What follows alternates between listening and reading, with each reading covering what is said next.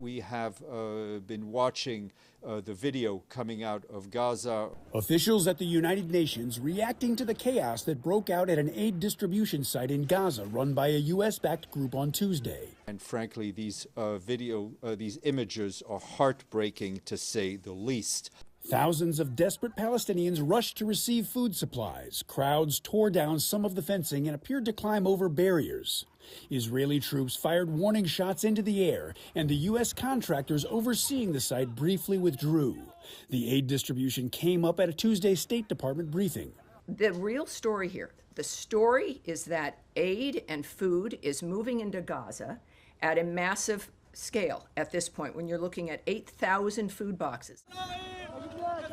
The distribution site is run by the Gaza Humanitarian Foundation. Its aid plan has drawn criticism from the United Nations. The GHF acknowledged Tuesday's incident, but State Department spokesperson Tammy Bruce appeared to sidestep the issue. I'm not going to address either gossip or complaints or people who knew or weren't included or would do it a different way or who's shooting at whom. I'm Reed Binion reporting.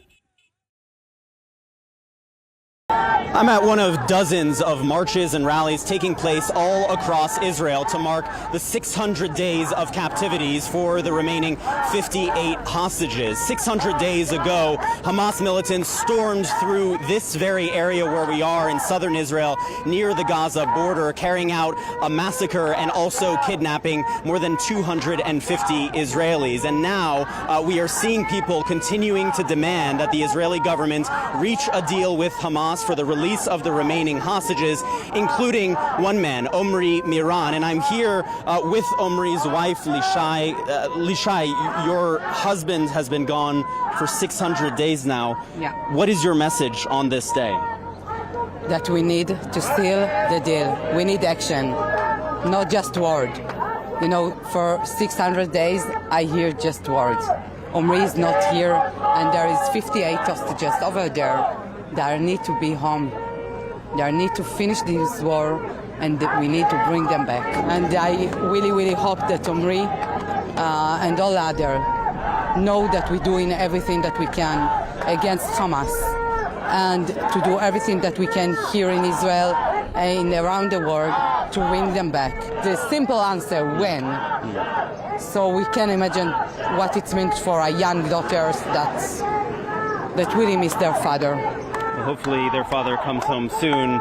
And Lishai is one of so many families who are raising their voices today, calling for a deal, calling for the hostages to come home on this 600th day since Hamas's October 7th attack. Jeremy Diamond, CNN, along the border with Gaza. Chaotic scenes at a newly opened aid distribution site in southern Gaza. Thousands of Palestinians desperate for food overrunning this newly opened site, even prompting the withdrawal of the American security contractors who were manning this site.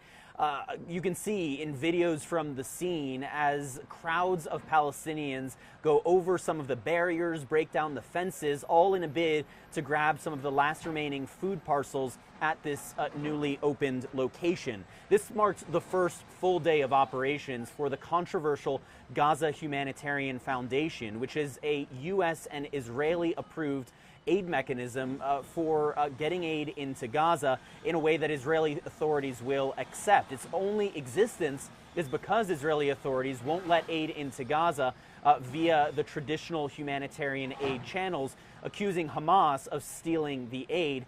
That's an allegation that Hamas denies, and also that these humanitarian aid agencies say simply doesn't check out with the reality on the ground. But nonetheless, this Gaza Humanitarian Foundation is beginning to ramp up. In fact, they say that they have control of this site once again, and they plan to resume operations at that very same site on Wednesday. But major questions still remain about their ability to actually alleviate what is a clear hunger crisis in the Gaza Strip. In fact, even after 1 week of Israel allowing limited quantities of aid into Gaza in order to alleviate some of the pressure before this new mechanism gets into place, we are seeing these scenes of chaos at this newly established site that show that hunger still grips so much of Gaza's population. In northern Gaza, the situation is even worse, as very few aid trucks have actually been able to make their way to the northern part of the Strip. The Gaza Humanitarian Foundation, their first 4 distribution sites will be in southern and in central Gaza. They claim that they will have 2 more sites in the northern part of the Strip within their first month of operations, but that remains to be seen. Jeremy Diamond, CNN, Jerusalem.